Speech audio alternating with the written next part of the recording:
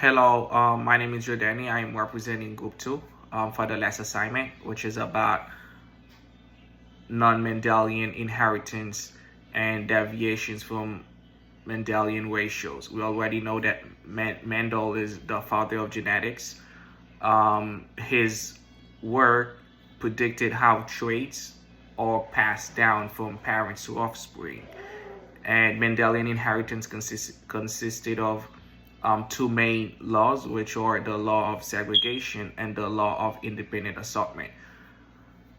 However, the non-Mendelian inheritance is a type of inheritance that does not align with the patterns of inheritance of Mendel, and we have several of them.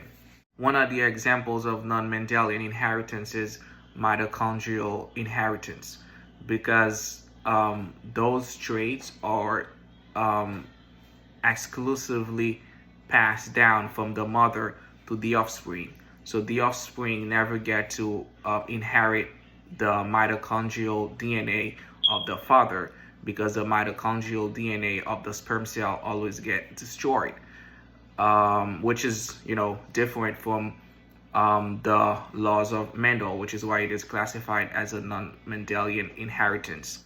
Diseases that follow this type of inheritance are LON, which is Leber's hereditary optic neuropathy, and we also have MERF, which is myoclonic epilepsy, and red fiber. So those are diseases that are derived from mitochondrial inheritance. A second example of non-Mendelian inheritance is genomic imprinting, which is an epigenetic phenomenon where the expression of a gene usually depends on whether you inherit it from your mother or from your father.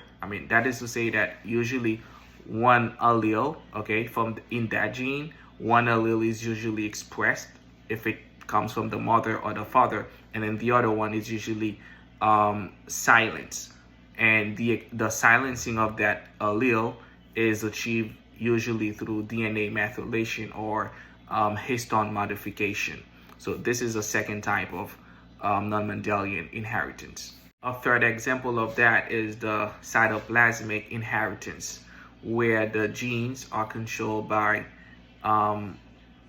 organelles, because the cytoplasm is usually where you find the organelles. So the expression of those genes are controlled by organelles like the mitochondria or the chloroplast. Variegation in flower plants is an example of that, where the leaf color is controlled by the maternal chloroplast DNA. So all of those types of inheritance are considered as non-Mendelian inheritance because they do not follow Mendel's pattern, which is why they get classified as non-Mendelian inheritance. Now let's talk about deviations from Mendelian ratios. For the typical Mendelian ratios, we have 3-to-1 ratio for as a phenotypic ratio for a monohybrid cross. We have 9-to-3 to 3-to-1 for a dihybrid cross. These are the typical Mendelian ratios.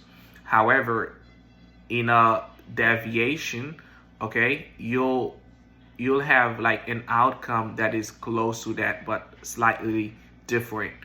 What differs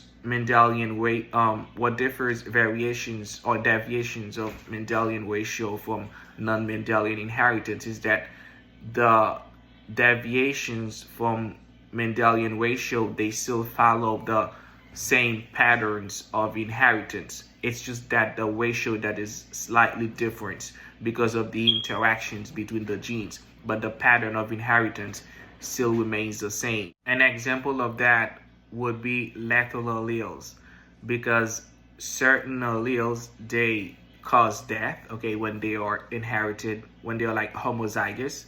So because of that, instead of having a typical 3-to-1 ratio, you will have a 2-to-1 ratio, because the individual that was supposed to be homozygous has died, was not able to survive because he or she has inherited um, um, the lethal alleles twice, which has made it homozygous. So instead of having a 3-to-1 ratio, that ratio will slightly alter and become a 2-to-1 ratio.